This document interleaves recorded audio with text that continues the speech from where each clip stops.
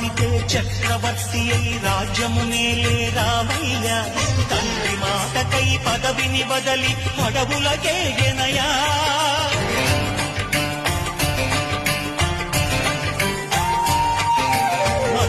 జనులను కావగ వచ్చిన మహావిష్ణు అవతారమయ్య ఆలిని రక్కసుడపహరించితే ఆక్రోశించెనయా అసురుని త్రూచి అమ్మను తెచ్చి అగ్ని పరీక్ష విధించెనయా సాగలి నిందకు సత్యము చాటగ కులసతినే విడనాడెనయ నా రాముని కష్టం లోకంలో ఎవరూ పడలేద